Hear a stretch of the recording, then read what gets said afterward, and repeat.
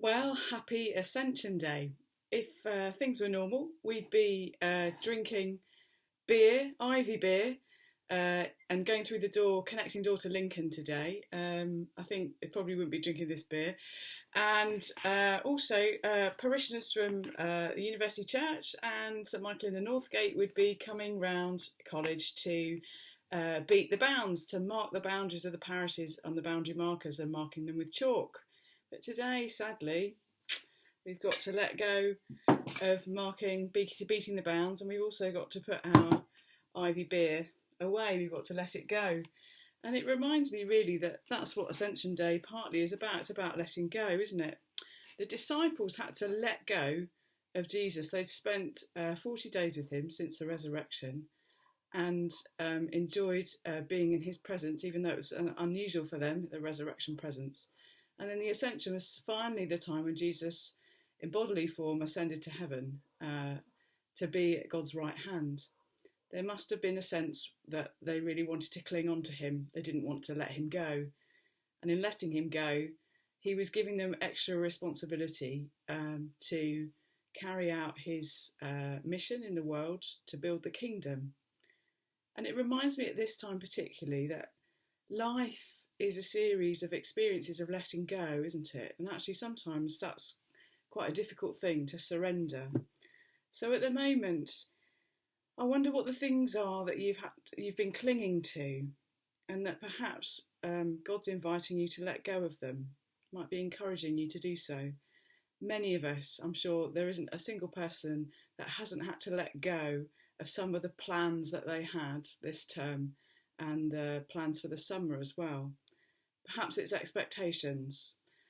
Life has changed beyond all belief, hasn't it? And you've had to let go of some of the expectations that you had about how things might be or who you might be with, who you might see. And for some of us, there might be also a sense of, in at least the short to medium term, of letting go of some hopes and dreams because we're not quite sure how things will evolve, that things have been put on hold and we're waiting. So in lots of ways at the moment in this uncertainty, we've had to let go of a lot of things. But the wonderful news of Ascension is that God never lets go of us. Even though Jesus ascended to heaven, he was at God's right hand and he said, I'm going to give you hope, but I'm also going to give you help. I'm going to empower you with the Holy Spirit.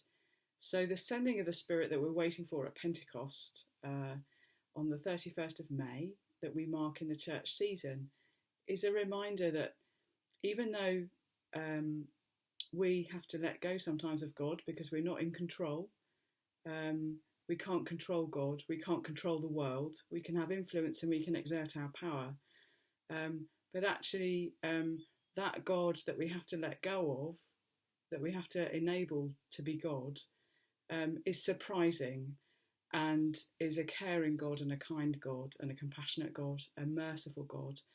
And that is the God who never lets go of us, who sends the Holy Spirit, who is present with us. And there may be times at the moment, there certainly have been times for me, I have to admit, in the last 8 weeks when I haven't felt the presence of God and I haven't felt God's closeness. Thankfully, it's not been all the time, but there have been definitely desert moments, if you like. So a reminder, I think, to call back to a prayer that I'm sure is very familiar to you. It's the Footprints prayer. So I'm going to read it to you now. Footprints. One night I dreamed a dream. I was walking along the beach with my Lord. Across the dark sky flashed scenes from my life. For each scene, I noticed two sets of footprints in the sand, one belonging to me and to my Lord. When the last scene of my life shot before me, I looked back at the footprints in the sand, and to my surprise, I noticed that many times along the path of my life, there was only one set of footprints. I realised that this was at the lowest and saddest times of my life.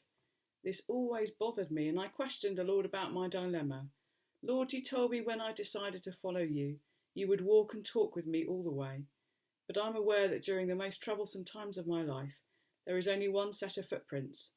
I just don't understand why, when I needed you most, you leave me.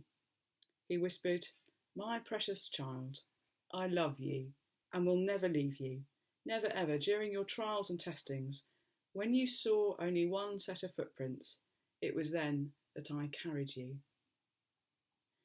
That's the God that we celebrate today, the God that is with us, that is present with us, even when we can't feel him or her, or see him or her or it.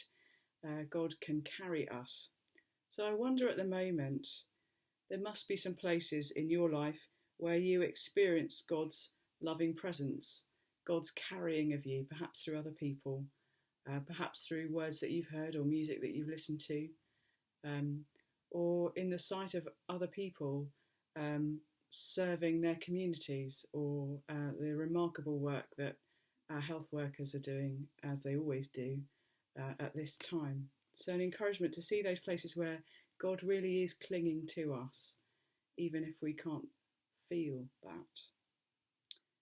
So today, an encouragement to let go, to keep letting go of some of those things that we've clung to, and to rest in God, to trust God's power on high, to admit the things that we are not in control of, to control the things that we are, to have influence for good for those, and also to remember that that God who ascends to heaven today is the God who clings to us, who loves us and has compassion.